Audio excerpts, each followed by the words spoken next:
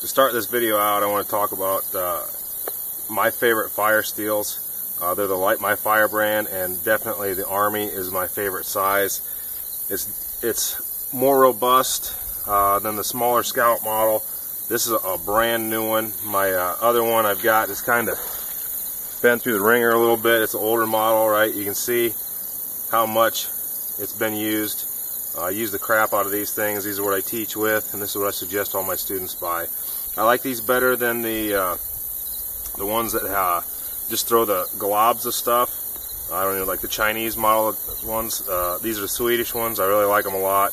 They throw a hotter spark, and for me, I believe that in the environment that I teach in most of the time, is hardwoods environment, they work a lot better for igniting marginal tinders and igniting the hardwoods that we use. So some of the tinders that we use around here, right off the bat, with scrapings, okay? This is a piece of locust, very tough, very hard wood. I put my knife at 90 degrees, and some people freak out when I do this too.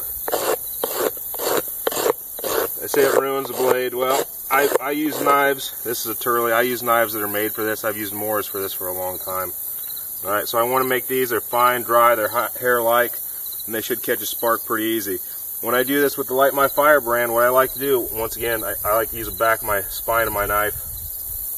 I place my Firesteel right in my tinder,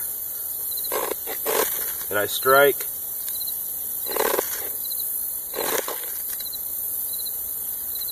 Alright, I try to stop short so I don't smash my tinder.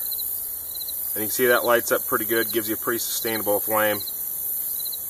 And that's just from the scrapings themselves. Right, and you can see how I stopped right there, and that's why this is shaped like this, because I don't want to smash that out. Your tinder has to have air in it to work. If you keep smashing it, it's not going to have air and it won't light. You can see that burns for a pretty good long time. Another thing that a lot of guys like to use is straight up just shavings. Still got a little bit of cold in there. I don't like this as much as scrapings, but a lot of guys like to do it. And once again, it's the same principle, right? I need some really dry shavings. And for this one, I'm going to use the awl on my my farmer.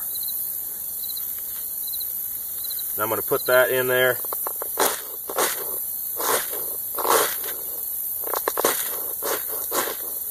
This is why I don't like it as much.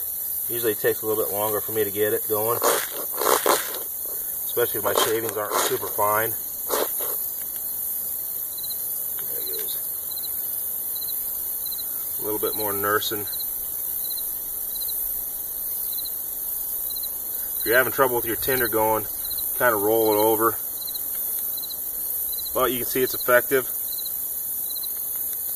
Get a lot hotter flame, maybe a little bit quicker. Put some more shavings on there. And you can see how hot of a spark this burns. Alright, this really sets out a spark. That's why I like it for students. It works really, really well. That's why I use it. It's the only one I'll use most of the time.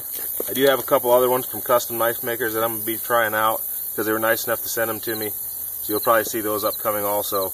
But another thing I always do, I always have this Firesteel tied to my person. It's one of the most important things that I carry out in the woods. I can still strike it with a rock and different things like that. So if I just have this Firesteel, I'm pretty much guaranteed to get a fire going. Not guaranteed, but I should have a lot better chance of getting a fire going than if I didn't have it. So, and you even saw on that Alone TV show, one of the contestants had a nice Firesteel, ended up setting it off to the side. It ended up flipping the ocean, wasn't tied to his body, and ultimately it ended up maybe costing him some money.